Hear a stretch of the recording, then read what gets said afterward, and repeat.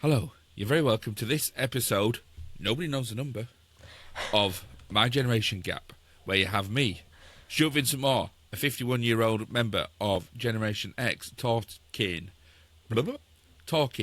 television, film, art, media, stuff and nonsense, with my 18-year-old niece, Harriet Pilkington, a member of Generation Z. Gen Z. Oh, yeah, Gen Z. Yeah. Gen Z. Well, actually, and I know you purposefully get the age wrong and say that it's 18, but you're actually even more wrong because I'm actually 20 now. Because you had your birthday, didn't you, last week? I did, yes. Happy birthday. Thank you. Yes, it was very chilled and a little bit chaotic, to be honest. Well, do you know, chilled and chaotic aren't giving the same vibe. Yeah, it's like the opposites. Yeah. It was very hot and very cold. Yeah. We basically just spent the day just doing stuff. Like, we went to, like, Nostell Priory, doing stuff. We went to, like, Nostell Priory, had a look around there, and then I had to have an eye appointment because the night before my birthday, my eye went dark red, started leaking green pus, and went all crusty. So that's a really lovely visual there for crusty, you guys. Yeah, for your birthday. So, for my birthday, just for my birthday. And then I got to the opticians, and he was like, no, I'm not that concerned. And he was like, I'm just going to do this little test. And he came towards my eye with this thing. I don't know what it was. And I was like, no. Like, I'm really funny about this kind of stuff. I was like, no, absolutely not. And he was like, it's just a thing that'll go on your eye. And it'll just go on your eye and it'll tell me if you've got any, scratches or anything like that. And I was like, no, I honestly, I don't want to do it. And then as I left, I was speaking to a woman on the kiosk and she went, what, you didn't let him do the litmus paper? And it was just a piece of paper he wanted to touch on my eyeball. I'd have let him do that, but he explained it really terribly. Why didn't he tell you? I don't know. He just made it into this really big thing. And I was like, it's my birthday. I'm not doing it. Yeah. You can't make me do it. Yeah. Can't make me do that on my birthday. Exactly. So, yeah. Ah, very good. Well, I'll tell you what, H, let's get down to talking about what we're here to talk about, which this week is Fleabag. Fleabag. Oh, I didn't come up with a thing. Too late now, isn't it? Oh, actually, I saw a quote earlier. And it's the horrible stepmother of Fleabag. She says, I am not a bad person, I just have a big life. I have a big life. I'm sure that's what she said. I am not a bad person, I just have a big life. I'm not sure what that means. So there you go. So that was the only quote that I asked Gemini for some quotes from the show, and that was one of them. So. Yeah. Well, anyway, let's talk about Fleabag, because it is a sitcom written by Phoebe Waller-Bridge. There are 12 episodes, 2 seasons. It's based on a one-woman Edinburgh show, or play, rather, one-woman show, which in turn was based on just like a 10-15 minute spot that Phoebe Waller-Bridge did for The Guilty Feminist, and it just kind of expanded. But Phoebe Waller-Bridge is a very, very talented writer and performer, and Fleabag, the TV show, and the play focuses on a character who's not named, but we're assuming that she is Fleabag. I know, it occurred to me today because I watched... Hang on. It occurred to me today because I'd not... You've gone quiet, H. What's happened? Oh, no. No, H is fine. My headphones fell off. Well, I was moving mine, so I thought I'd done something, but no clearly not. It was you. Yep. I forgot. When we watched the show, I watched it like a few weeks ago, and I was like, I can't even remember the name of the like main character. I thought, this is so bad. And then you were like, no, she's just called Fleabag. And I was like, oh, okay. Yeah, she doesn't have a name. In season 1, we are with Fleabag. Well, I think we are actually Fleabag. Anyway, we'll talk about that in a minute. But we follow Fleabag, who's the main What do character. you mean we are Fleabag? Aren't we all Fleabag, really? Are we all Fleabag? No, we're not all Fleabag. But I'll explain that statement in a moment. We follow Fleabag, who is a young woman living in London. She runs a cafe that she did run with her best friend, Boo. Boo sadly took her own life after discovering that the boy that she was falling in love with had sex with somebody else.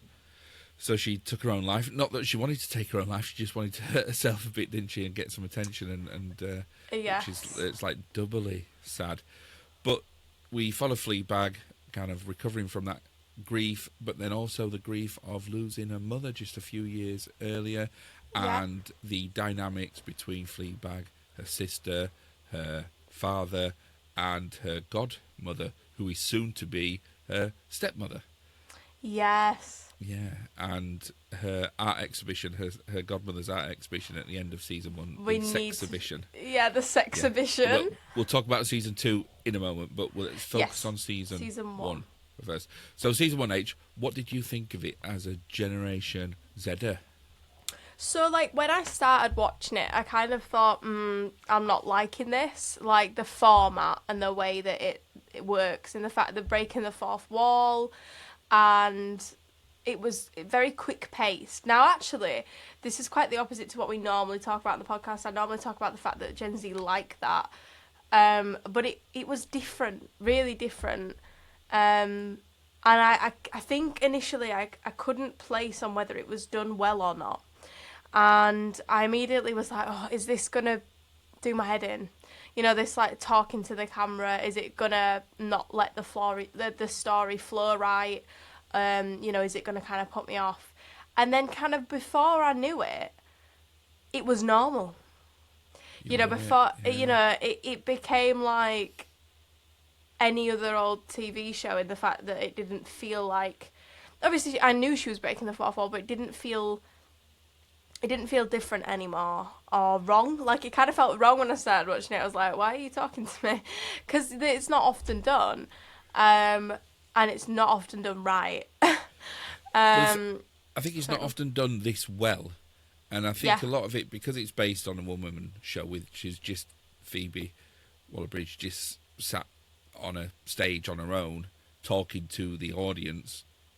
Yes. With some recordings being piped in of some of the other characters, and as she interacts with them, but mainly it's just her acting out and talking about these stories, most of which are in the sitcom. So we're with Fleabag in every scene. She's in every scene of this TV show. There's nothing without her in it, and she's constantly breaking the fourth wall. She's constantly giving us glances or jokes or little smirks, or little phrases, or just little jokes, always, or even like monologues, just sitting down and telling us things for a few minutes. So it really does feel like you're in it with Fleabag. It feels like you're in it. Yeah, I do definitely get what you mean, and I think it must be done in a very good way to kind of, like I just said, get from the point of thinking, oh, this is weird, to it just feeling completely normal and funny very quickly. I feel like if it was any other TV show that had tried to have done it, it wouldn't have settled right. It just seemed to work. I think that's all to do with the skill of the writing, the direction, and the editing. Because you have this, the reason that we chose this was because I talked about Enola Holmes and the director there of Harry Bradbeer, and how he used that fourth wall breaking technique with Millie Bobby Brown and used it very, very well.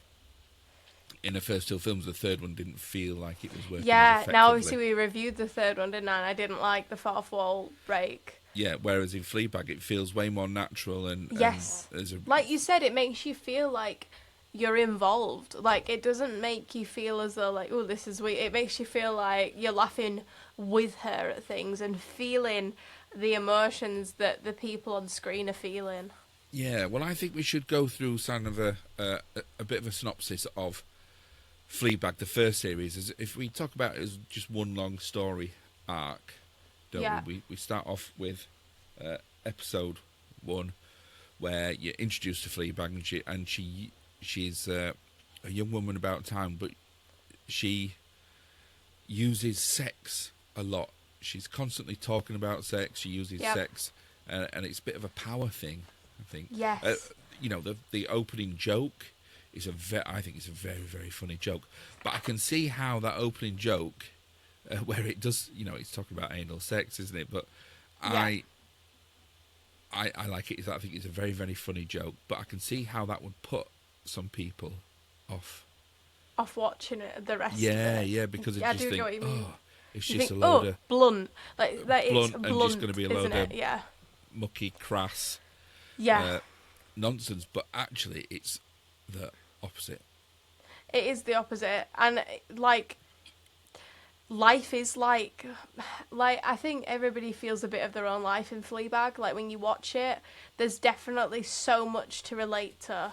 I think for anybody. I don't think you have to be a woman. I don't think you have to be in your 20s or your 30s. I don't think age or anything like that. I think there's a lot to relate to for everyone, basically. Yeah.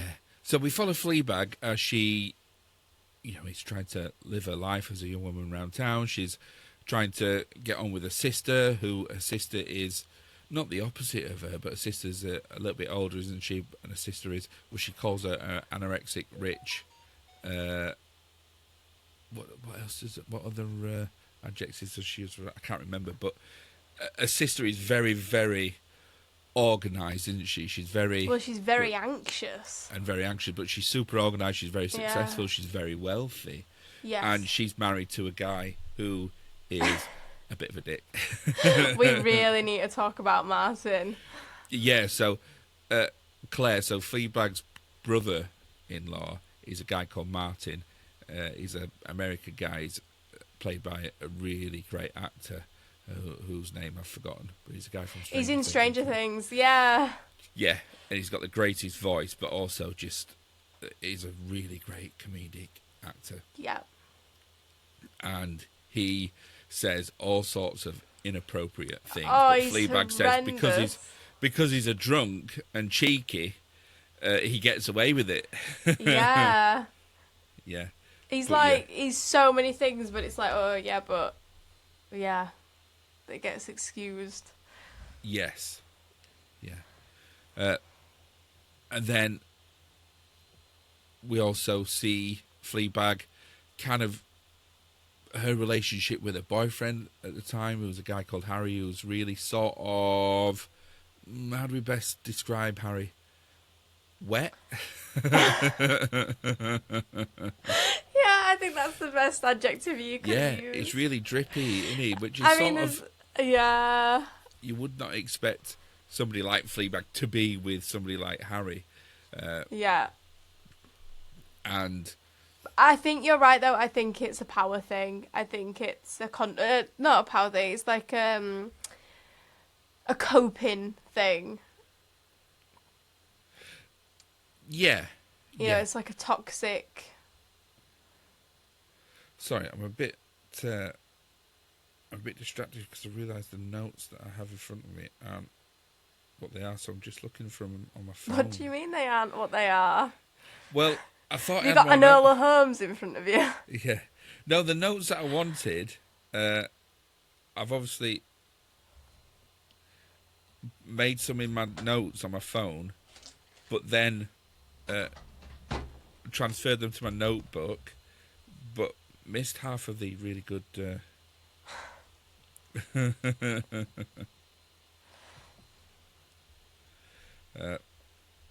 so hang on.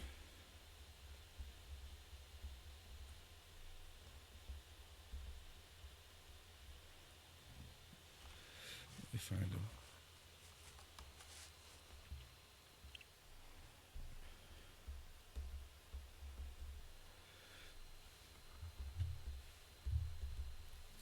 Oh, wait, I think we feel it feels a little bit.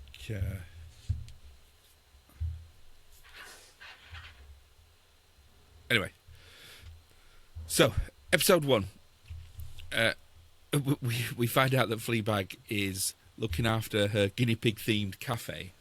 Yes, the On guinea her own. pig themed cafe. Yeah, and she's really struggling with it because one of the opening scenes is her going to see a bank manager. Yeah. And to get a loan to keep her afloat because the lease is due in the next few weeks, and without extra money, the cafe isn't going to survive. It's a guinea pig themed cafe because her and her friend Boo had a guinea pig in a calf. And the calf's named after the guinea pig as well because it's called Hillary. Hillary's calf, isn't it? Hillary the guinea pig. And she goes. It's really great seeing that she goes in to see the bank manager. And she runs to the thing and as he's talking, it's a really good, and it's lifted directly from the One Woman Show, where the bank manager says, "Oh, it's really good to see you here. We don't get many applicants from single women business owners. Yes. Often after the." And she says, after the sexual abuse case. Yeah, the sexual harassment case. Sexual harassment case. And he goes, yeah. And so they carry on, and then she starts lifting her jumper up to show her underwear and show her bra. And he goes, that kind of thing won't get you very far anymore. And she's like, oh no, I thought I had a top on underneath. I wasn't even trying that. And so so that doesn't go anywhere.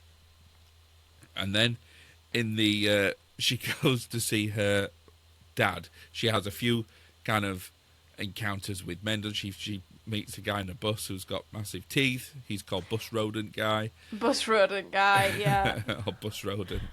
And then, all these things happen, and she goes to see her dad, and her dad's really distant. But she goes to see her godmother because she's an artist, her godmother, in a studio, and she steals this little sculpture. Like a golden sculpture of... Golden sculpture. Is it a woman's... It's a woman's tits, isn't it? Well, it's a woman's torso, but without... I thought it was just a woman's tits. Well, it's a woman's torso with the legs and the arms and the head. Oh, yes, it is. It's removed. The full body. It's like, it's the... So it is practically just a woman's body, just with all the sexual organs on it and nothing else. And no nothing head, else. No arms, no legs. Just like how most men see women. Yeah. Just sexual organs and nothing else. And matters. nothing else. Just this golden statue. Nothing else. Because this whole first series is, I think, it's about many things, but one of the themes is very definitely sex and power. And she steals this statue, doesn't she, from her godmother. Now, the godmother is played by Olivia Colman. Yes. And it's such an amazing piece of acting, the way that Olivia Colman plays it's her. the passiveness. The passive It aggressiveness. makes you feel so angry watching it, and that's just how you know that there's some good acting in it, because you just really great. You just really just want karma, don't you? Yeah. You just really want some sort of karma. There's one scene where they turn up with flowers, don't they? And it's their own mother's memorial dinner. Yes, isn't it like the mum's birthday or something? Just a memorial of when she died. Oh, it might be her birthday. It might have been. Yeah. Anyway, yeah. But anyway, they take these flowers, and Olivia Colman opens the door. And she says, "Oh, these are lovely, aren't they? These are great." And she takes them off, and she said, "Oh, we'll just put these down." And she puts them on the doorstep and just throws them out. Like the floor. We'll just put these down. Yeah. And they're coming in, girls. Yeah. Wow, it's brutal. It is. It's such brutal passiveness. It's just done to such a good level, and as well, it is that level that, and you do get it. You do see it in real life, that when somebody is so passive that everybody knows what's going on. Yeah. But like the dad, for example, he just lets it happen because he's lonely. Well, he's so distant, isn't he? And I think Yeah. that's another theme of this series, in the first series, is the grief that Fleabag is going through. Yeah. And the fact that she was obviously really close to her mother, and the fact that her father isn't really a parent, is he? He's almost like terrified of her. Yeah. He's very, very distant. They don't connect. He's not really... But he doesn't even connect with Claire. No. Like, he's just completely distant. Yeah, so in episode 2, they just go to... there's a really tense dinner, isn't it? That's where they go around for the memorial dinner. And we find out then that Claire's getting a big promotion, where she might have to move to Finland. Then the stepmother completely takes over with her sexhibition. Yeah, she talked about a sexhibition. Yeah. Then in episode 3, Fleabag sets up a date with Bus Road and takes her to Claire's. So Claire is supposed to be having a surprise party, but it's completely organised by Claire. Because she's a control freak, yeah. That's so something I would do. Yeah. But... and it's at that party where Claire's husband, so Fleabag's brother-in-law, tries to kiss her. Martin tries to kiss her.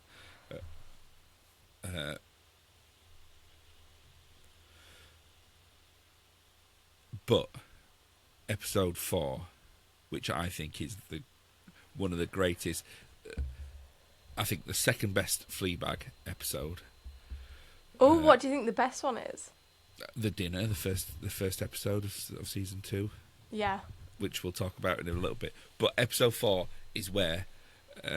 so one of the things that Fleabag's and Claire's father does to make you feel less guilty, and she says this about losing their mother, is he buys them tickets to feminist lectures.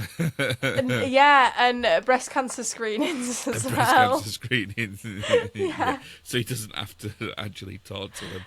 Yeah. But they get tickets this weekend retreat, don't they? Where it's brilliant because this healing retreat.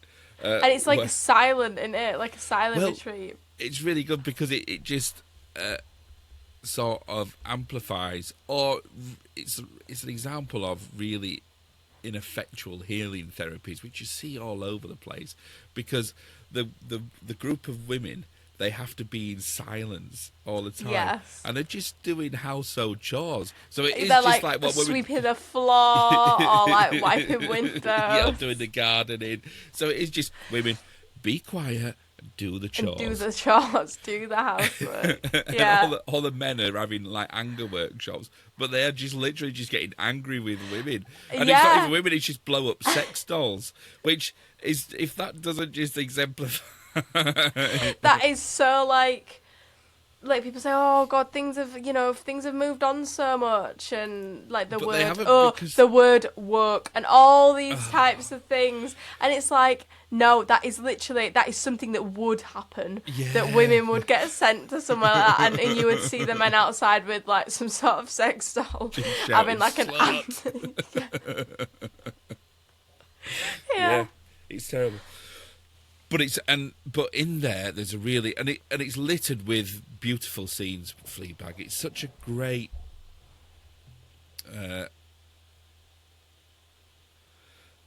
It was so well written, and it's peppered with pathos, humour, intelligence, but then also there's so much just bubbling under the surface.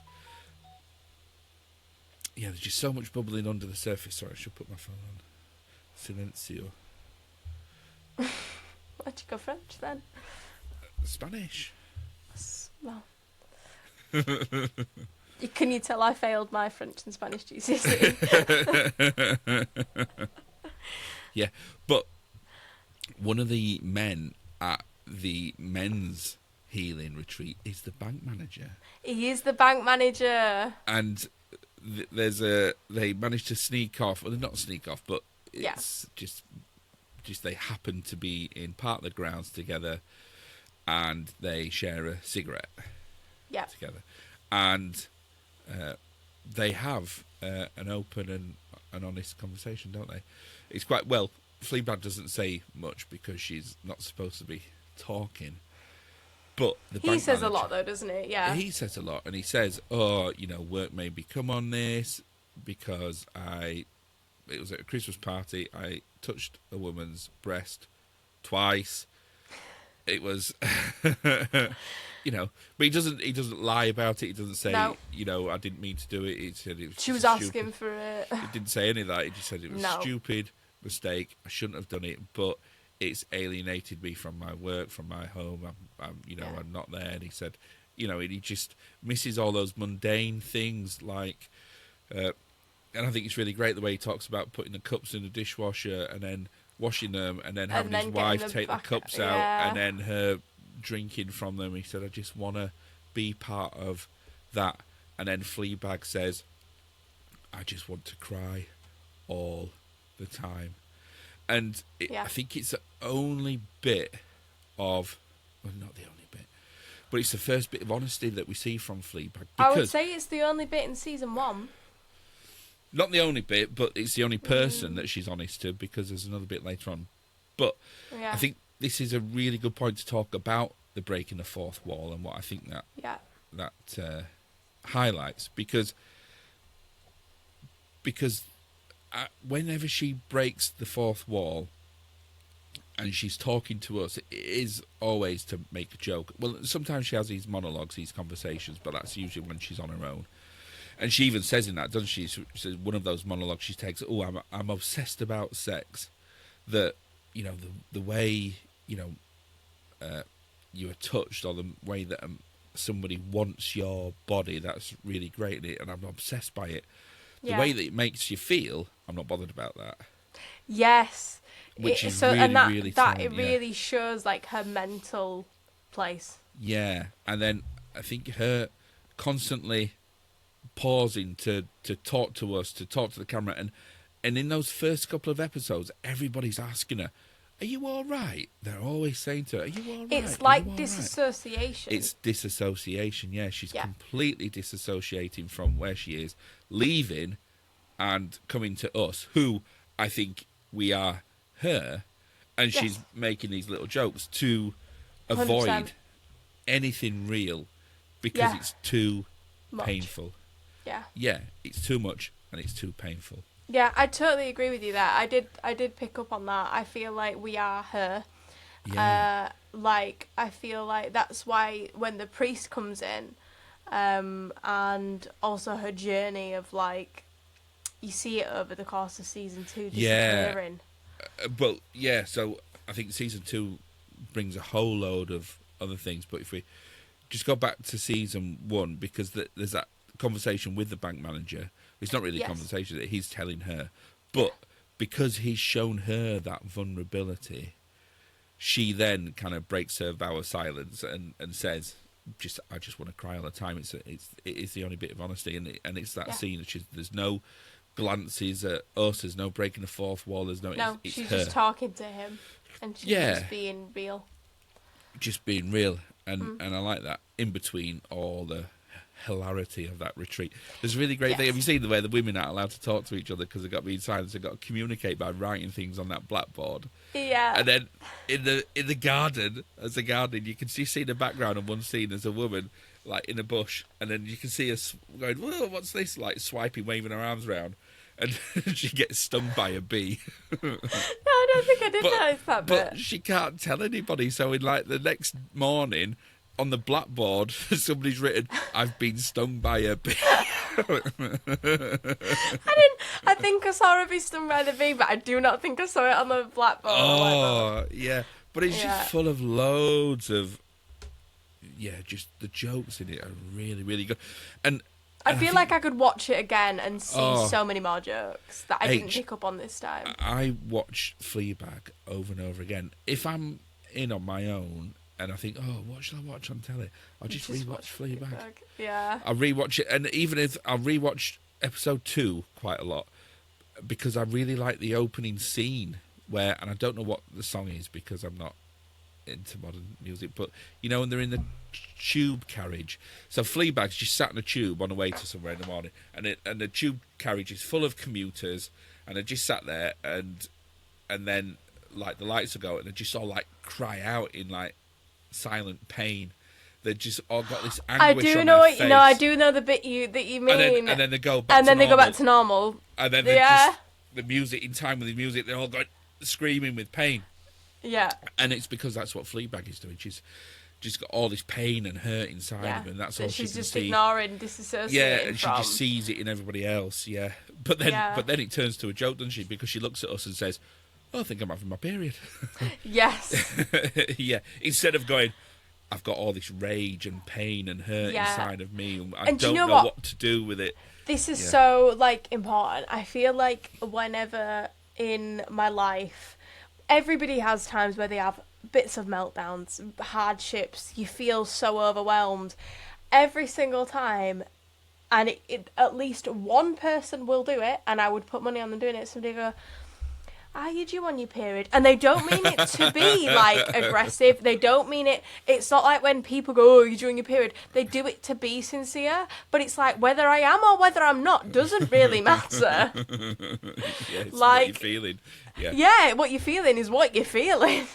Yeah. Like, why does that matter? Yeah.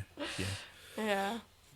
So then, episode 5, that's where they have their memorial lunch, and they with the flowers, they put the flowers down. The flowers down on the floor. Yeah, and they talk about the sexhibition. Yes. And then the final episode is all about the sexhibition. But throughout the series, we've seen Fleabag sort of, she's split up from her boyfriend, Harry. He's sort of proper left this time, because she says, oh, he'll be back, because he's taken his, he always comes back for his little toy dinosaur. And leaves like the toy dinosaur. Yeah, but that always happens in breakups, doesn't it? Like when you leave like something behind and they leave something behind. Yeah, and then... so they can come and get it. But yeah. very definitely he hasn't got it this time. So yeah. kind of Harry's gone out of his life. The very, very handsome man who is in the first scene, who has the anal sex with her. He's about to break up with her, even though she thinks he's fallen in love with her. Because he says to her, doesn't he? He's like, "You're right. It's opened my eyes that I think he says something like propose to my girlfriend," and she's like, "What?" yeah, because he's talking about Joe. We'll talk about this later, but I've just realised I think I'm falling in love. And that was it, yeah. But yeah, let's talk about this later. And he's actually falling in love with his girlfriend. So this is all in episode 6, where they go to her godmother's sexhibition. Her godmother is absolutely brutal to Fleabag because she sets her up as being a waiter for the evening. Yeah. Like a servant. Not only that though, but she's got like penises everywhere. Including Fleabag's ex-boyfriends. Yeah, well, and like a whole... And if that isn't completely emasculating Harry, she's like taken a full body cast of him and like removed his penis. Oh, yeah, that was it, yeah. And it's on this wall. And it's on the wall with all the other penises. I forgot about the fact that he was missing a penis in that statue. Well, this is it. And Fleabag's looking at them, and a godmother comes over and she says, actually, one of those is your dad's. Oh, yeah, one of those is your dad's. And she says, do you know which one? And Fleabag goes, yeah, it's that one. Yeah, and the godmother goes, is it that one? She goes, yeah. And the face that she makes, it's really, really brilliant. I think maybe only Olivia Colman could pull that off in such a way. But in that exhibition, when she talks about, and she does it while staring at Fleabag, doesn't it, Olivia Colman? She talks about, this isn't about sex, this is all about power. She actually says those words to her. And I didn't realise she'd said that, actually. Yeah, they're very similar because they both use their sexuality as a form of power. That is true, yeah. Yeah, so with Olivia Colman and the power that she has over Fleabag's father, and the way that she uses her sexuality in her work. Well, like the money he has and the attention that he gives her, it's everything, isn't it? Yeah, and Fleabag uses her sexuality in a different way, but it's almost like well, she thinks it's self-soothing, but it's not, is it? It's almost like self-harm, is it? Self-sabotage, definitely. Yes. It's to to feel some connection, but every time that connection gets anything like real, she turns to us and tells a joke, or she's not in it. She doesn't. She switches off from it. Switches off from it completely. Yeah. Yeah, and then during that sexhibition, which is an art exhibition, about sex. If you haven't got that already. Fleabag's life sorts of fall apart. She, her boyfriend, the really, really handsome one, tells her that he's fallen in love. Yeah. And he's actually going to propose to his girlfriend, who isn't Fleabag.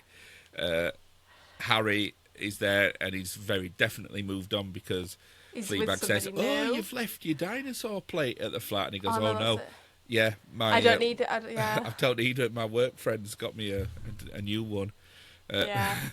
So, and then, and she hasn't seen her sister since. She told her at the retreat about Martin trying to kiss her at a birthday party, and they turn up together, and Fleabag says, "What are you doing with him?"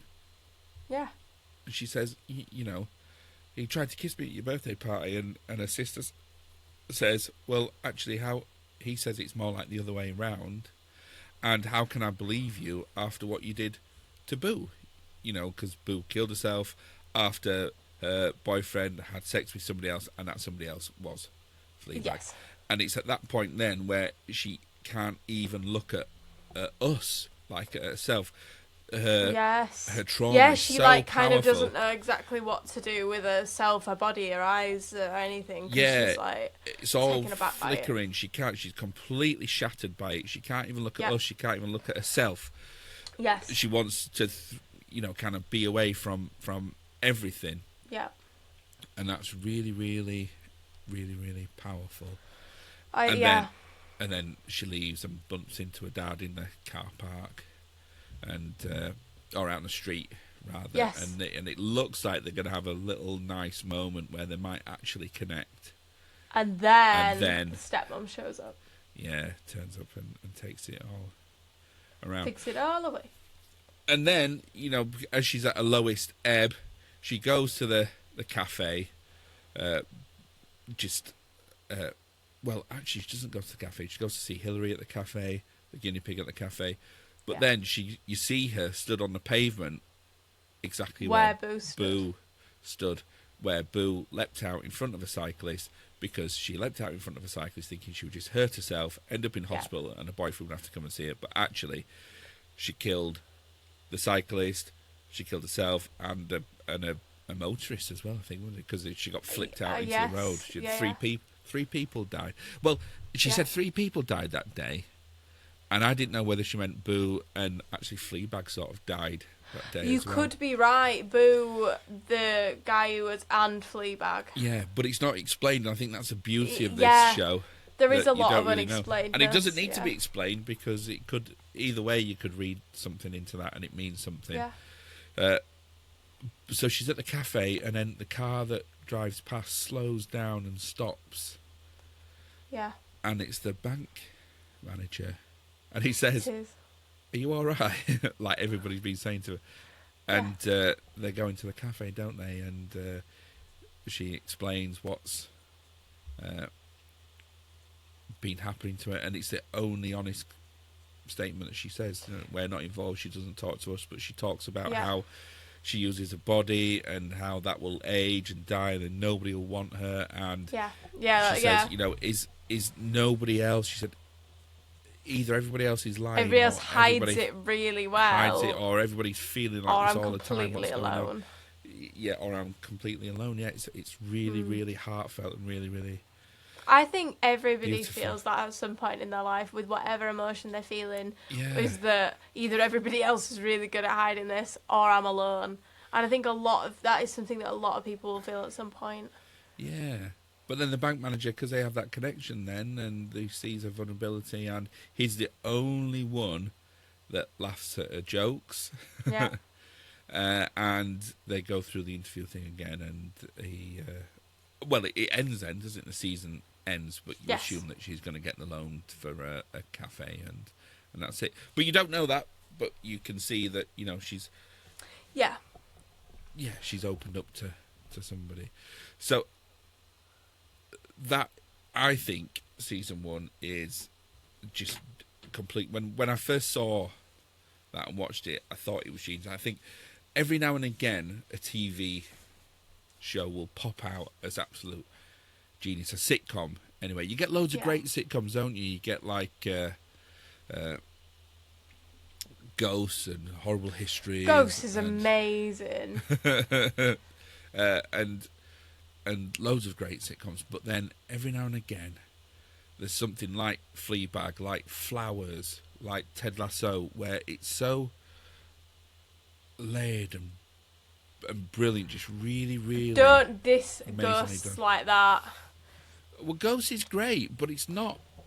It's not Fleabag. It's not. There's no. It's no. Ghosts, I don't think there's. right? I don't think there's Ghosts hidden depths above. to it. I think there is. I think there's lots. Are you kidding me? What do you mean? Am I kidding you? Ghosts. In every little thing that every person does there's generational stuff, character building. There's deep, implemented things. No, I'm not in saying it's even not good. all No, the listen to me. even in all the jokey stuff. Yeah, right. I'm not saying it's not full of pathos and it's not full of heart, because it is. It is. Yeah, but it's not. It's not as layered as Fleabag. It's not as. It's not done in a stupid way, but it's presented to you. It's all shown to you. Fleabag. Well, it is shown to you more than Fleabag. Yeah. Yeah, where Fleabag just. It really trusts its audience. And that's not. But maybe they that's trust not me that too Ghost much. doesn't. Maybe I don't want to be that trusted. Maybe. Yeah, but then Maybe, if just you, if you maybe. don't trust it, no, because then you'd end up with every sitcom being like Ricky Gervais, being like Afterlife. Have you seen Afterlife by Ricky Gervais? Have you seen any of it? Do you know what? I Oh, couldn't my finish word. it. Is all I'm gonna say. I watched it. There's a scene in it where he's walking down the street and these two young lads say, he gives a knife. Have you got any money? And he goes, yeah, I've got some money. Right, well, give us it. And they're like going to mug him, and he actually says, well, you might as well mug me then, because there's nothing you could do to me that's worse. And he has to say everything that he's feeling Everything instead that of is just going on. showing it. Yeah, and he has these conversations with this woman in the graveyard. She's Penelope Wilton. It was a great actor, and they just have to explain everything. To you, like you don't know what's like. You're a child. Yeah. And go on. Sorry. But Fleabag is like, it's proper Uno reverse. Yeah. And Ghost is in the I middle. do get that. Ghost Ghost is in the middle. But I think I like the middle. I think that the middle's safe. We like the middle. It's and that's really great, because I love programs like that, and I'll sit and I'll watch them, and I'll love them, and I think they're great. But if you want more depth, you'd watch Fleabag. But if you want something brilliant that you can watch again and again and see something new and see something different, and it show you something different as well, or you get something different from it, because. Do you know what another show that gives similar vibes is? Don't you say Ghosts? Don't you dare say Ghosts? Ghosts. Or else I'm going to get in my car, I'm going to drive to Wakefield, and I'm going to kick your ass. No. I'll make you a ghost. Is Ricky Gervais's Afterlife. No. Right, I'm getting in the car. It's Coronation Street. There was a series that we watched, and I think there was two sisters who had their dad. They said he was in prison? Birds of a feather.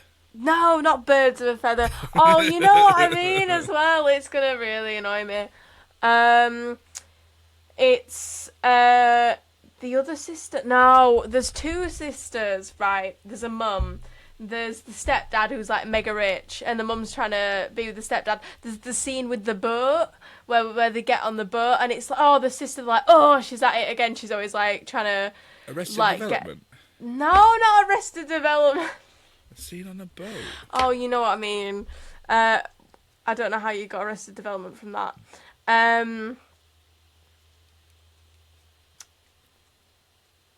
I feel like they're grieving. I feel like their dad's actually dead. No, is he dead? They say he's dead, but he's not dead. He's actually he's got another family. One of the sisters is like, she like uses like sex as a bit of a power thing as well. She has this boyfriend. Fleabag? No! And she has this boyfriend who she tries to, like, baby trap him. Like, she pretends that she's pregnant. This is British. Oh, you do know what... Yeah, you do know what I mean. You told me to watch it. It's on BBC! Oh, I can't think of what it's called. Oh, Him and Her. No, right. Because Him and Her's as good as Fleabag. Him and Her's better than Fleabag. Shut your mouth. No. You shut your mouth. I would. This is a hill I am willing to die on. Him and Her. You shut your mouth. Him and Her is so high. You shut your mouth. I'm at Fleabag. No, they're similar. I think I put them on the same level. I definitely prefer him and Her. Steve, do you know there's a spider under that mug? Guess that's where I keep it. Me and Harley always say, what does he say? A mango. Who the fuck are you? That's like one of our favourites. Right, you do know what I mean. Two sisters on a boat. But they're not on a boat. They're just on a boat on one of the scenes. On a ferry? No, not on a ferry. Like a. Oh, I don't know the names for boats. Are they gone rowing? Like a mini yacht, like a really old mini yacht. Like a really smart, like the Norfolk Broads. Sisters BBC. You totally do know what I mean. And I told you to watch it. You told me to watch it. I don't think I did. Oh, you definitely did. Right, the BBC app's coming out now. I've tried looking it up, and if I can't find the series, BBC's gonna get it. So I put Ghosts on at the same level as Arrested Development and Friends and things like that, where they're great sitcoms. Right.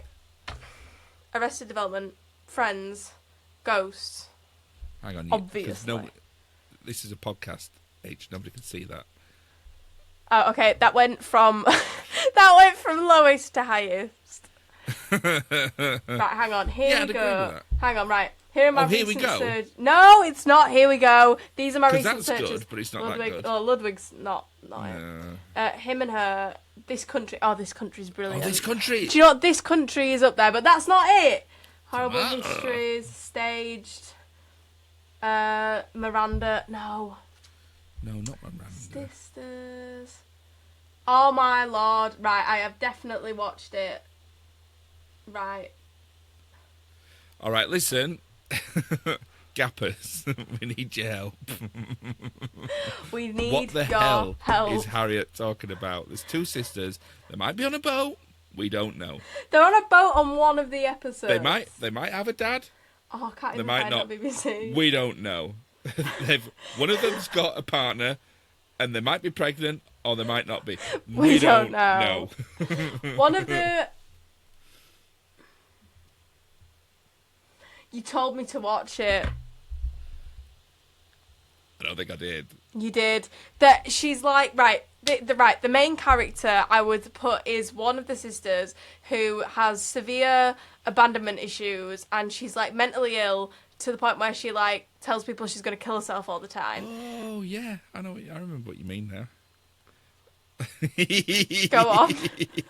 Go on. What's it called? I can't remember. Don't say you can't remember. Well, because of the What's two sisters. It called? Yes. There's that episode when they're on the boat, isn't there? On the boat, yeah. On the boat, yeah. Yeah, and the dad's is he in prison? They live with their mum. No, he's died, but her mum's trying to. I don't think he is dead. He's just got another family. Oh, maybe so. Maybe you're right. But either way, her mum's trying to. Dev? No, Del. Yeah, her Dev. boyfriend, her mum's boyfriend's called Dev. Is it Dev? And they're always going out for dinner and he never pays for anything. Yes, like she's after his money and he never ends up paying for anything. Yeah, now, what's it called? I can't remember. But it's very good. But it's not Fleabag. It's not layered. It's not. There's no depth to that. It's all. It's very, very funny and it's very, very good sitcom. But it is not Fleabag. It's not on the same level. I'm telling you. I think you. This is. It's mid tier. I think you're blinded by your personal preference. No, it's mid tier. Here. It's mid tier. It's with. It's with I think ghosts. you're blinded with no. your personal preference of Well, yeah, 'cause I Fleabag. am. But it's mid tier. It's not. It's not Fleabag. It's not premium. I quality. agree. I actually do prefer Fleabag to that, but they give me a similar feel. Okay. Sue me. Right, season 2. Season 2 opens. It's a year later. It's a year after. And What, this podcast? Yeah, it feels like it.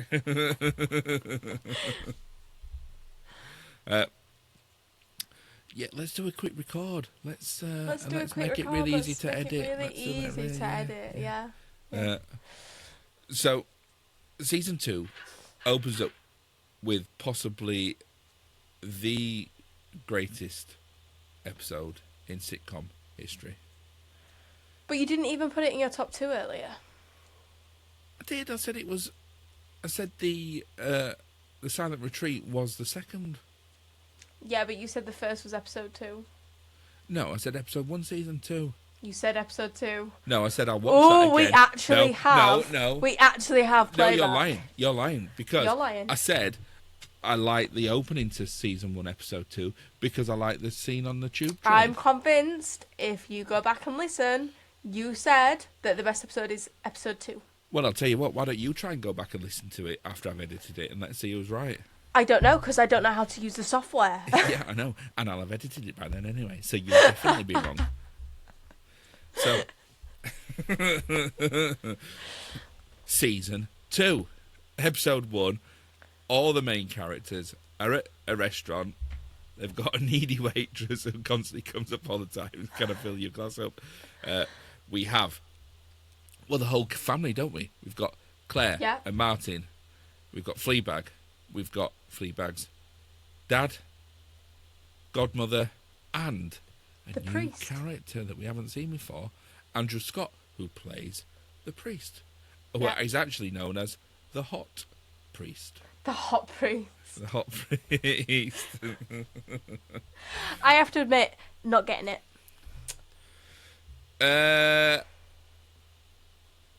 Yeah, I think it's more. I don't think it's character. I think it's through Fleabag's interpretation, isn't it? No, I think it's just because it's Andrew Scott. Do you think? Yeah, I think so. Yeah. Okay. Yeah.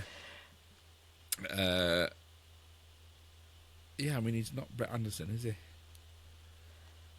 I don't know who that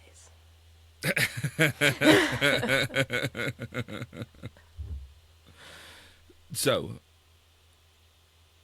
we're at this. Well, it doesn't open up at the dinner table, does it? It opens up with Fleabag in front of the mirror with blood, wiping blood from her face, from a bloodied nose and out of her mouth. It flashes back. And then she hands a paper towel to the... Now, if it trusted us enough, would it just have not explained that? Oh, it just has her wiping blood from her face, and then that's it. A three minute That's section, just season and 2. And then because she turns to the audience, us, and says, "This is a love story." So already we've kind of moved away from season 1. Season 1, that opening dialogue, that opening was all about sex. Here, this is a love story. Love story. She opens it up, and then it cuts back to earlier on in the evening where they're having a dinner, and we learn that it's a year after the sexhibition, isn't it? So she hasn't seen her sister for a year. She hasn't seen anybody actually from the family for a year. We find out that the Guinea Pig Cafe is thriving, doing well. We also Sorry, go on. No, you've gone. No. No, I insist. You were in flow. I can't remember what I was going to say. Oh, right, okay. I was going to say we really need to talk about Martin. Yes. We really, really need to talk about Martin.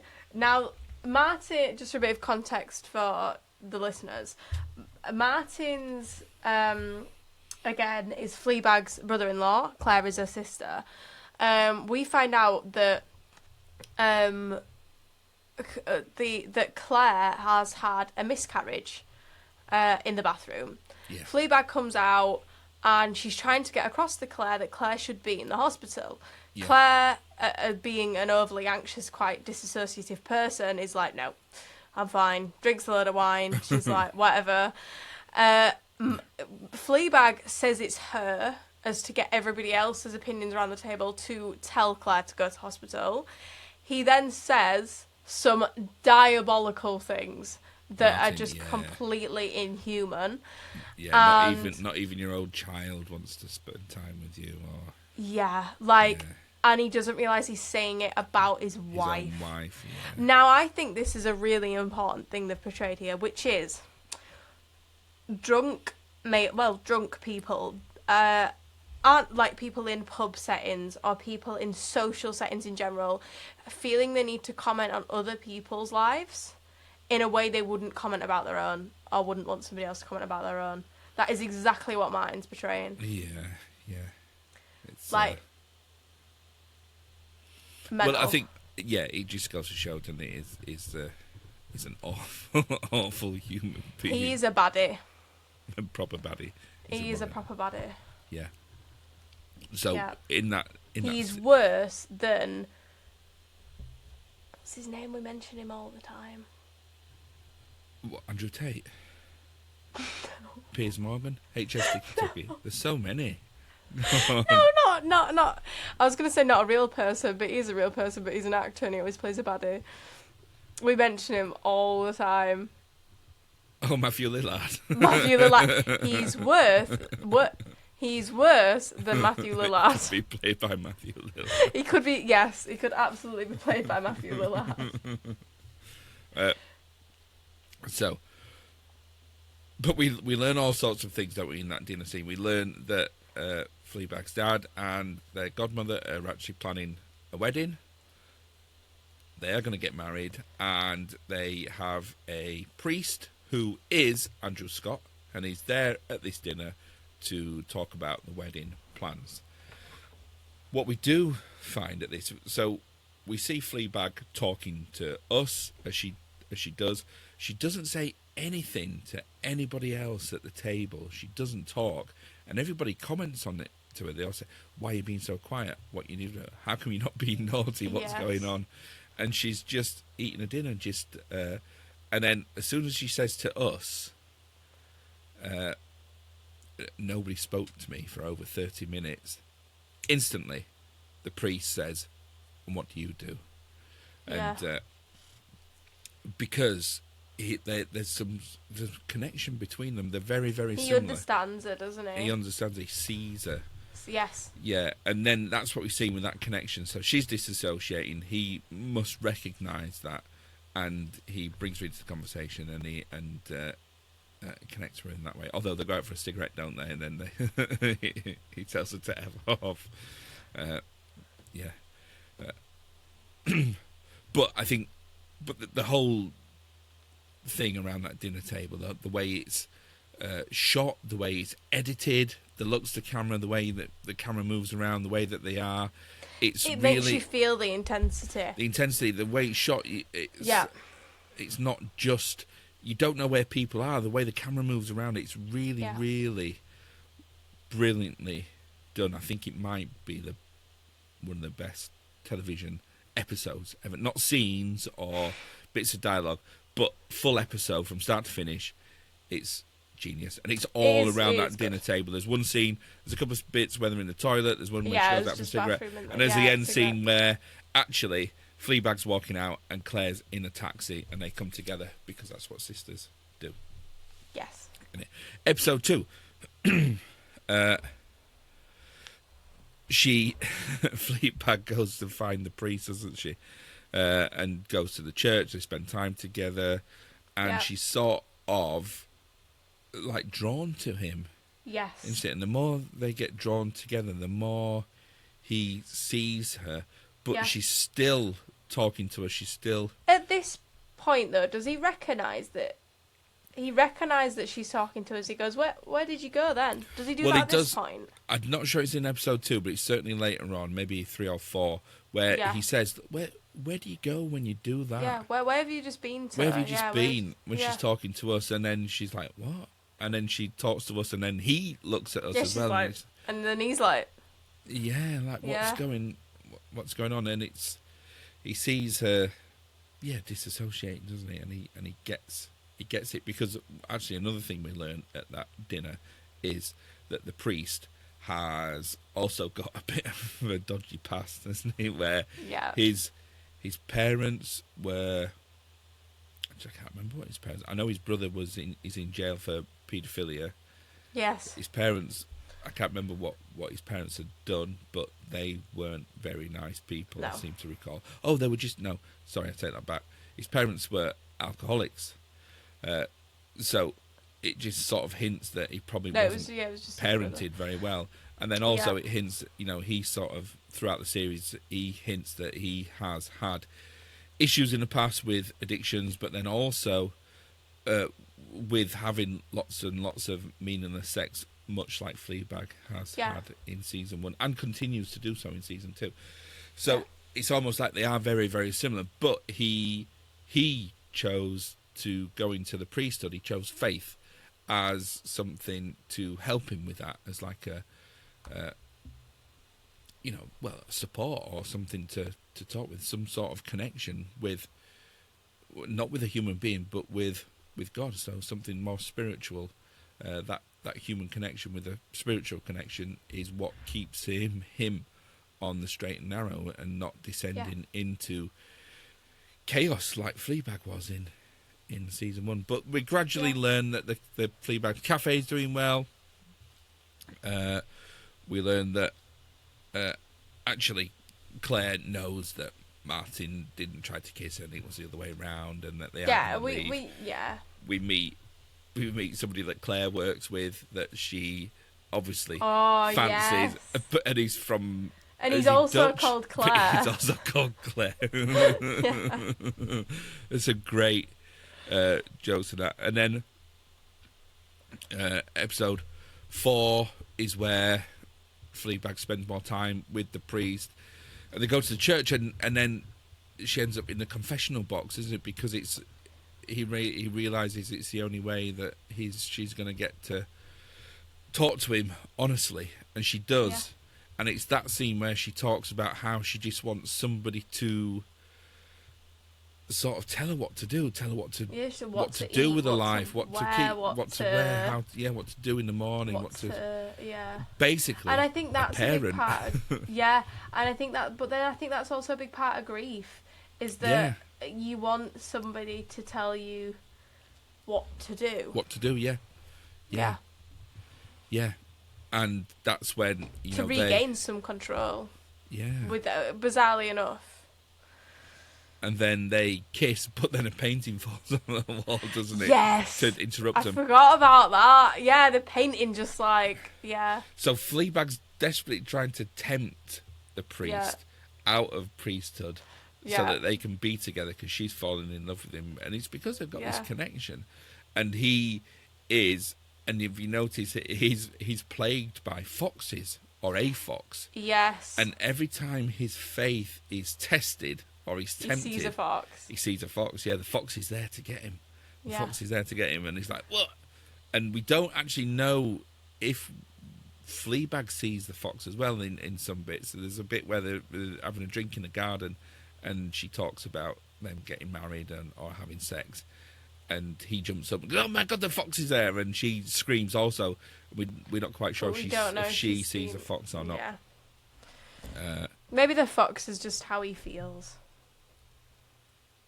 In his own mind, his own fear. Well, no, I'll tell you what I think the fox is when we get to the end scene. But we're getting closer and closer to the wedding. In the 5th episode, the priest is sort of making, and they spend a wonderful day together, don't they, Fleabag and the priest, where they kind of, it's a bit like a rom-com when they do all this stuff together, and he's laughing at her jokes. He's the only other person apart from the bank manager in series 1 that laughs at her jokes. Yes, and like we said, he's the only person she was real with in season 1. Yeah. So that says a lot. Yeah, and then in episode 5 they end up sleeping together, don't they, the priest and Fleabag. Yeah. And then episode 6. Oh, and that's an interesting scene because it's really great because they are having sex, and for the first time,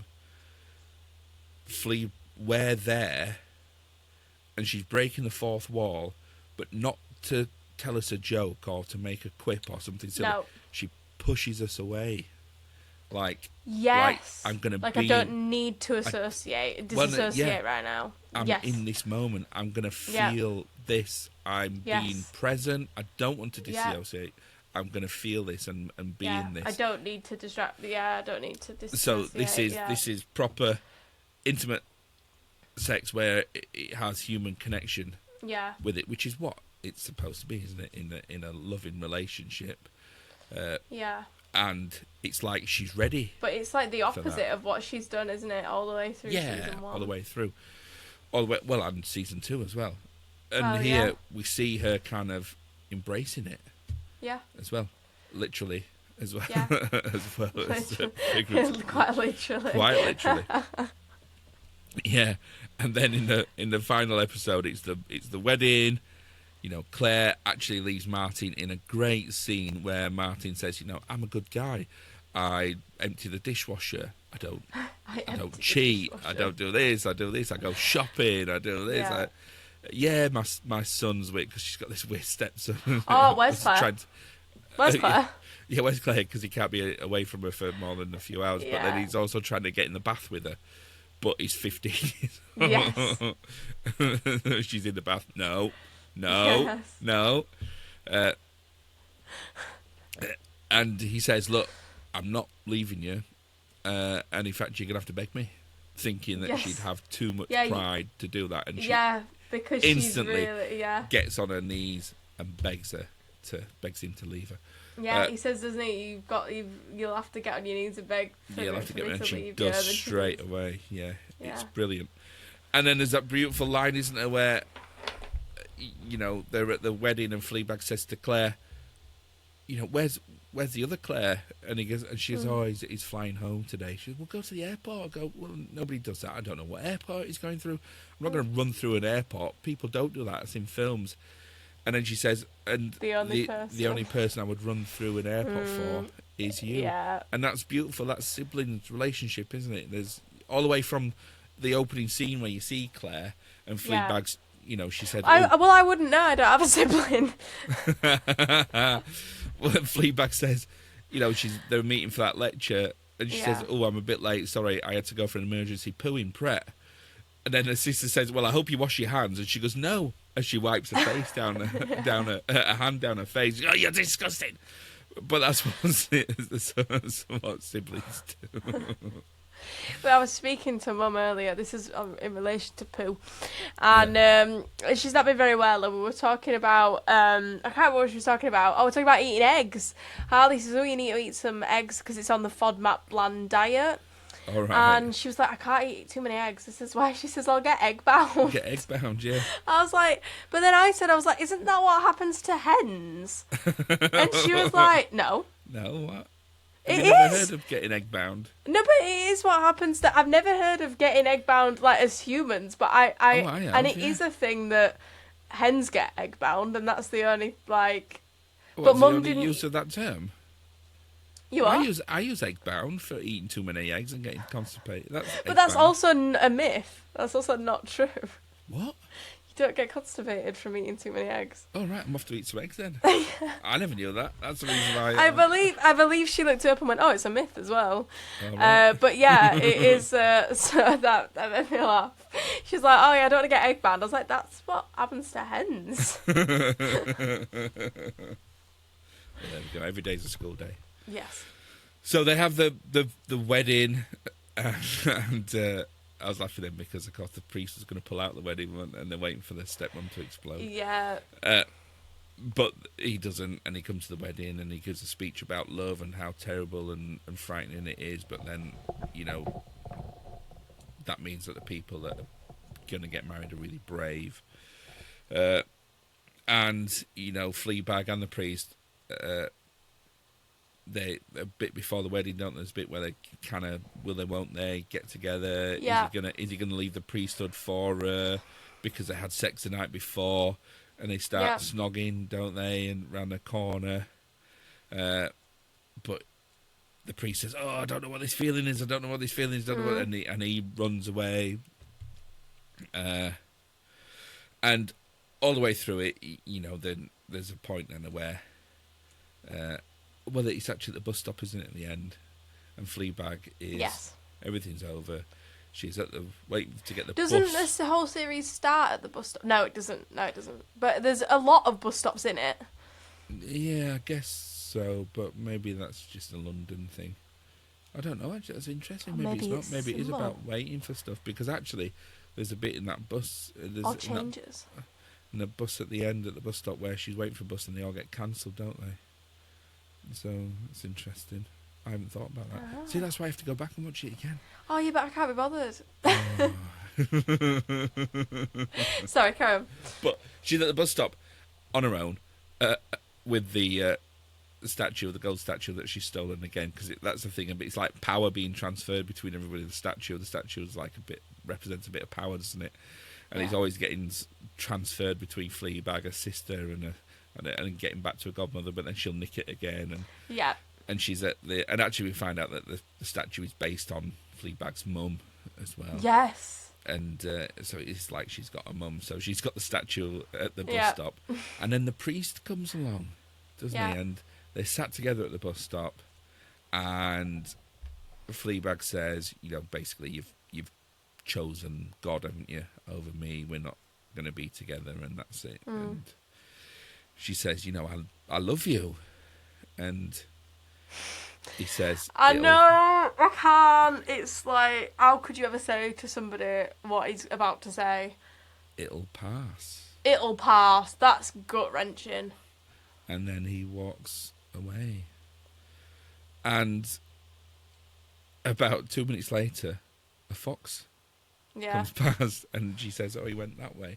And I think it's the fox is because, we can look at our historical trauma and events that happen with life and the coping mechanisms that we have in our life, and the things that we do to prevent us from going back to those damaging behaviours, whether it's stopping ourselves from going back to drink, going back to an addiction or something else.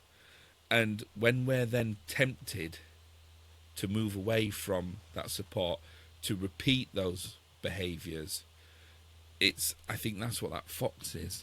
I think the fox is there waiting. So when he's getting tempted by Fleabag, the fox is there waiting to pounce. And I think the fox is there behind him. I think the fox is there as is just waiting for him to be tempted. I think his fox is his old behaviours.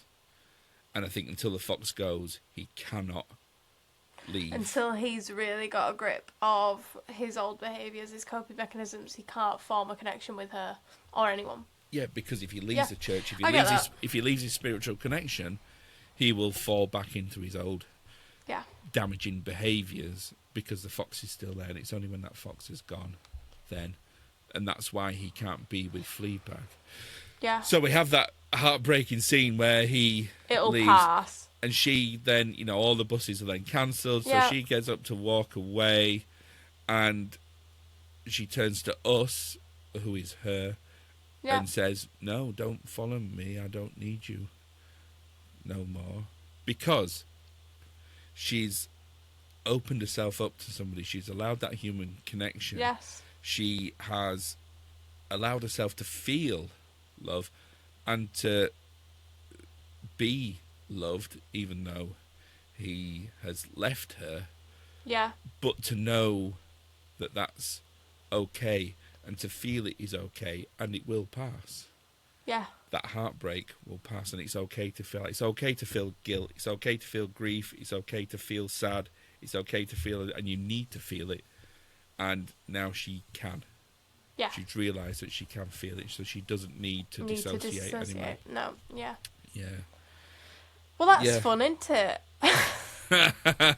And we talk about not wanting to do sitcoms because we'll just repeat the jokes and it won't be. Yeah. But I think that's Fleabag in a nutshell. Yeah. And that's only taken us an hour and 15 minutes. I was going to say, I don't think that was a nutshell. No, I don't think it's a nutshell. That was more like a egg-bound hen. But there's so much more in Fleabag. Just No. Apart from those, No. if I look through my notes, No. there's all No this. more. No more. Put Fleabag to bed now. We move on. All right, am I ready to put these notes on the floor? Yeah, just gonna put these down There, here. down there. Do you like my Fleabag notes? was that just a scribble that I printed? Well, there are the characters on there, but then I didn't write anything. I just did. Yeah. Right, you ready? Yeah. Simply the test. Da, da, da, da, better than all the tests. I'm a bit worried about this test. Actually, I'm not worried about it, but I think you might just whiz through it because we had a little chat on the phone earlier on today, and you'd said you'd forgotten all the character names of Fleabag, and you were googling them. And what you hadn't realised was that the test was the character names. Yeah, I want you to name, because one of the things in Fleabag is not many of the characters are named. You know, Fleabag's dad never has that. It's just known as dad. At. Godmother is just known as Godmother. But I think you may be overestimating me here. I think when you say about this trusting your audience, I think you're over-trusting your audience. I want you to name 4 characters in Fleabag. Name 4 characters that have names. Fleabag. No, you can't have Fleabag. No, what have names? Nobody ever calls Harry. Fleabag. Harry, yep. Claire. Harry, Claire, yep. Martin. Harry, Claire, Martin, yep. Other Claire. Oh no, you can't have Claire times 2. I can have Claire. That's a different. It is another character. All right, okay, 4 out of 4. All right, question 5. What snack did I eat whilst watching 12 episodes of Fleabag? I didn't watch it all in one go, but eggs. No, I didn't. I was going to say cheese sandwich for £12 because she. A what? One scene yeah. where she's really struggling to make ends meet in the cafe. She sells somebody a cheese sandwich for £12 in the cafe. No, bearing in mind it was really hot, and I'd just been to Heron Foods to get some frozen food. Ice cream. Yeah, more specific. Biscoff ice cream. Oh, it's close, but it's not right. Go on. Reese's ice cream bites. Ooh, ice cream bites. What are they? They're like little squares of chocolate with Reese's peanut butter ice cream inside. That's insane. They are insane. The blooming good is what they are. Don't tell Mum. Whatever you do.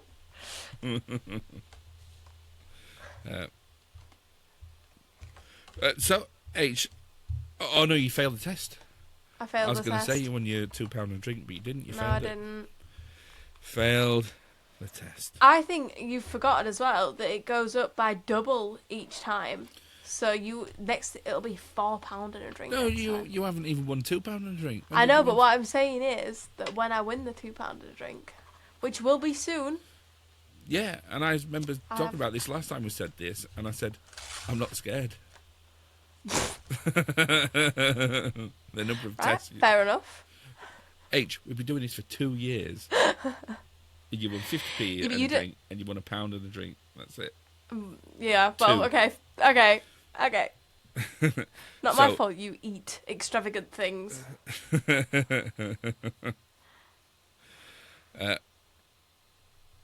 Right, you ready? Yeah. It's Burger Stews, Burger Review. It's Burger Stews, Burger Review. It's Burger Stews, Burger Review. It's Burger Stews, Burger Review. It's Burger Stews. Danny Maxi, 25. So we've seen how the Every time we were going to listen to The Rest is History. Actually, I don't really like The Rest of History. I don't know why I keep listening to it. Normally, I like The Rest is podcast because they're done by Goldhanger Entertainment, aren't they? And Gary Lineker. But those two guys in The Rest of History, they're a bit telegraph reader for me. A bit. I'm not sure it's for me. So I really had high hopes because they're obviously, they're not daft, but the way that they talked about, we're going to talk about the troubles in Ireland from a completely unbiased perspective, and then they just proceed to be completely. There was a biased famine. yeah. Do you know what? There's 2 burger reviews here, and I'm not sure which one to do, and I'll tell you for YH because. Did you read the email that was sent to you and not to me? I did. But I've forgotten it. Which is bad.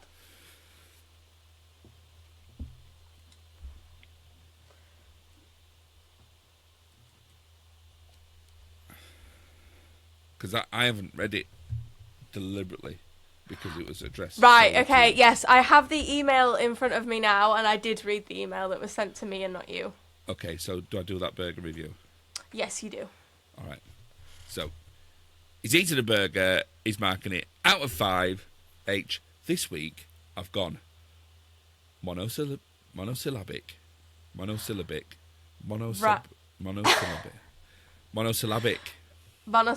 Is that what we're going for? Yep. Final answer? Yeah.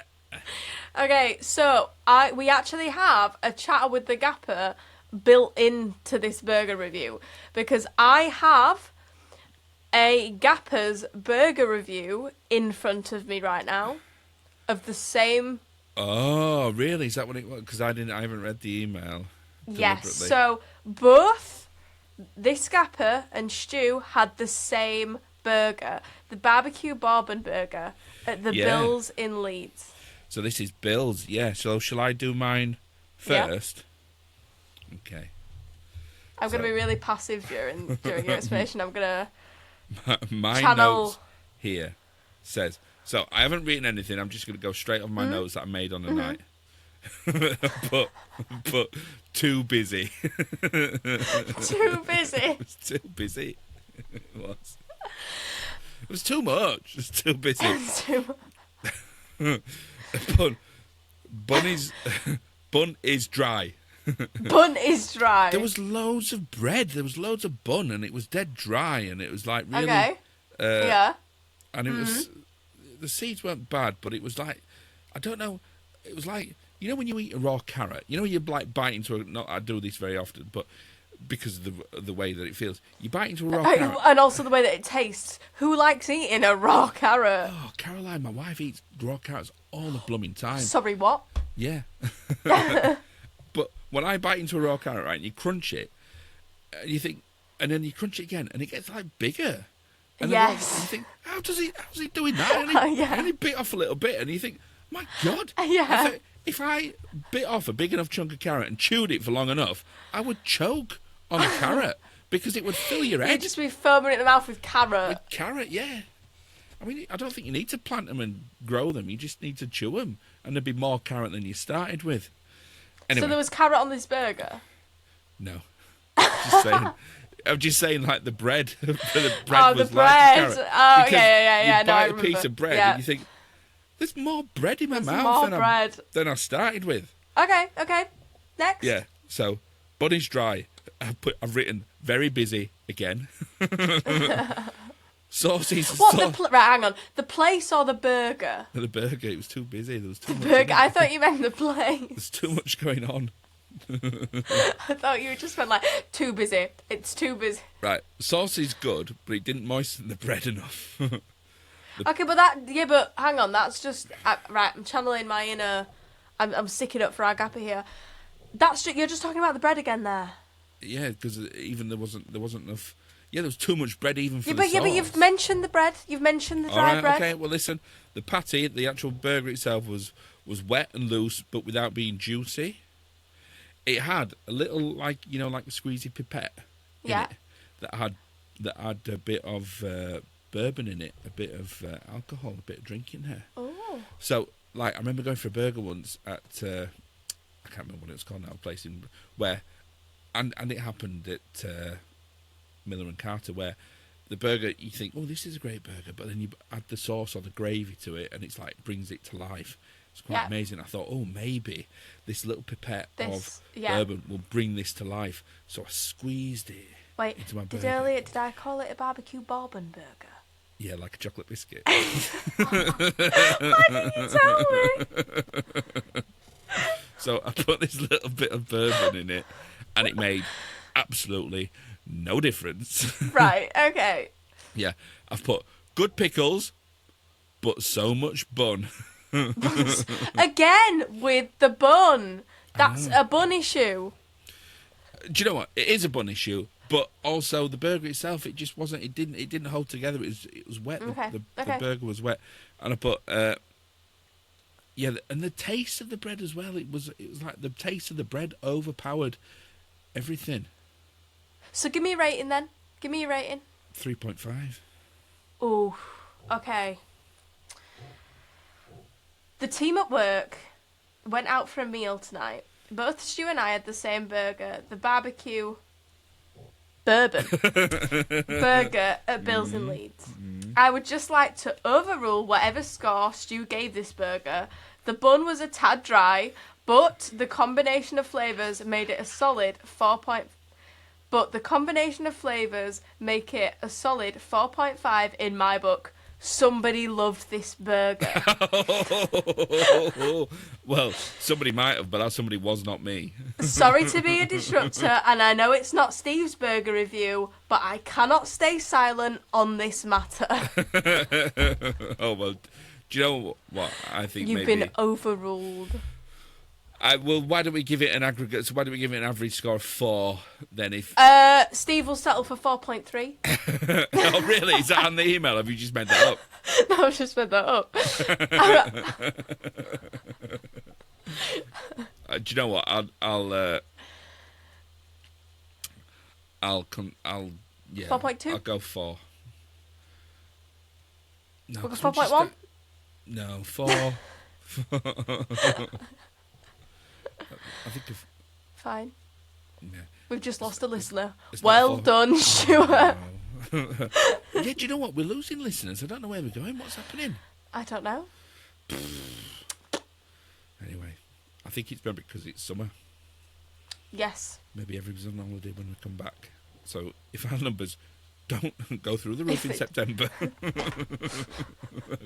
I'm going to poke my pen. I'm going to point at you with my pen. If you don't blow this up.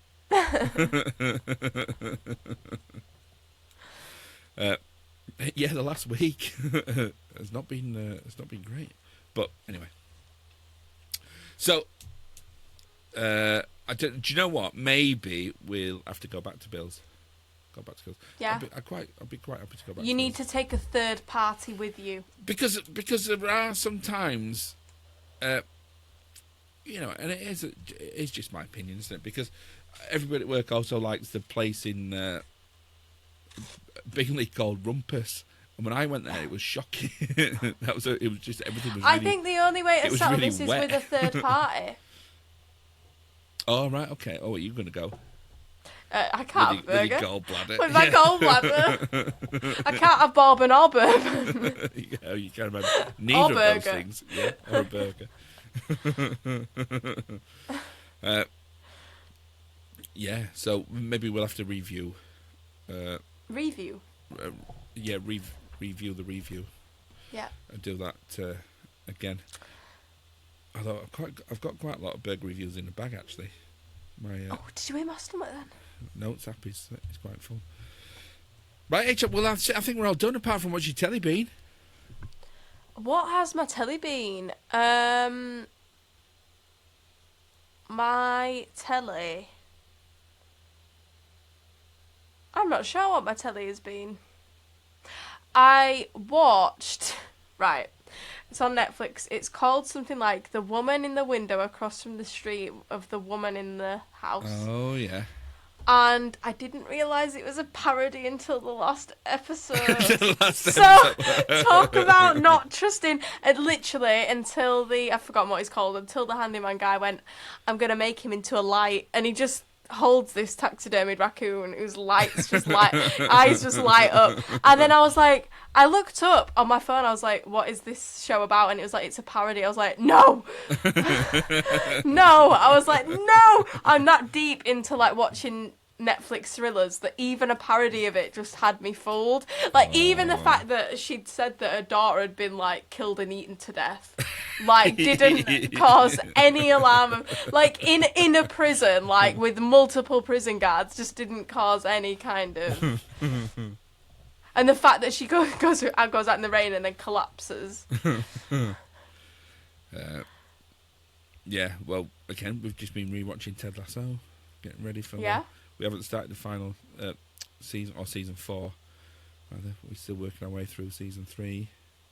But once we're there, then we'll start on the new season and hope it's as good as all the others. I think everybody should watch Ted Lasso. I think I was telling somebody about this at work. I think everybody that has a management position in any type of should company be made should be made to watch Ted Lasso. And The Office. And The Office, yeah. One for positive reinforcement and one for negative reinforcement. Yeah. And for our next review, I think the film that we should watch, and it's like on the border of Gen X and Gen Z, is a film by the Coen brothers. And I love the Coen brothers. But it's called Oh Brother, Where Art Thou? Right, there we go. Because it's loosely based on the Odyssey. And everybody I know is talking about the Christopher Nolan film I haven't heard a Odyssey. single person talk about the Christopher Nolan film, The Odyssey. Are you kidding? I am not kidding. Even Caroline and Ivan went to see the Odyssey. And Ivan can't sit through films and it's like 3.5 hours long. Did he sit through it all? Yeah. Wow. Nobody's talking about well, what you're talking about with your Generation Z pals. If it's not Well, the Odyssey. so some of my friends have younger siblings, and all I keep hearing about is this Cat in the Hat.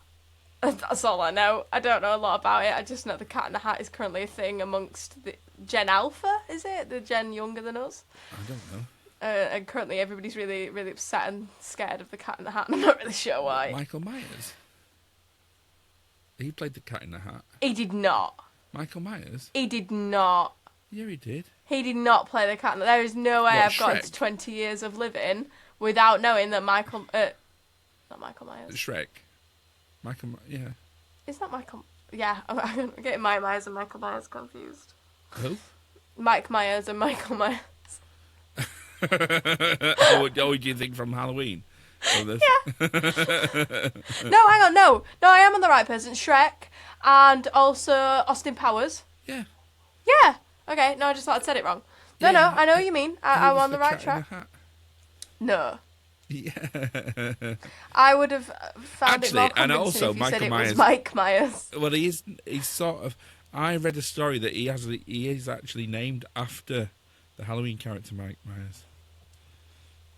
And do you know what, Mike Myers is named after Michael Myers. I might have just made that up, but there's some link. I'm sure there's some link. Some link. There's some showbiz link somewhere where there's a reason for it. But you know what? It's such a long time ago that I read that. It might not be real. I might have dreamt that. I don't know. I might have dreamt it and then repeated it to somebody as fact. It's pure fact. Like when I tell everybody that Margaret Thatcher invented Mr. Whippy ice cream. I like that. Which she didn't, but she was involved in the team of chemists that did make it up when she worked for Unilever. I don't believe you. Well, she was an industrial chemist, Margaret Thatcher. I don't believe you. before she... Time's up. Right, okay. I don't know why I've got an alarm at 10 o'clock PM. I I can only assume it was meant to be AM. Maybe we should set that alarm when Stuart's going to go off on a rant about things we should talk about, because I was going to just go off about Margaret Thatcher. Yeah, stop it now. Stop!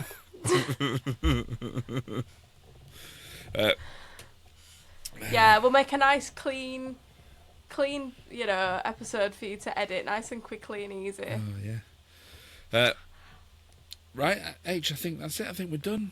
How do people get in touch with us? Which they should. We have an email, mygenerationgap@gmail.com. We have an Instagram, My Generation Gap, Facebook, My Generation Gap. We don't unfortunately have a TikTok under My Generation Gap because we were perma-banned. But Stuart Vincent Moore has a TikTok. Yeah, so and Terry see a lot on there. And Terry Pathick. Yeah, we've posted a lot on there Terry recently. Pathick. The Craig David interview. Craig David interview, yes. Yeah, that was good. Go check that out. Go check that out. Right, H. Right, night, love you. Night, love you.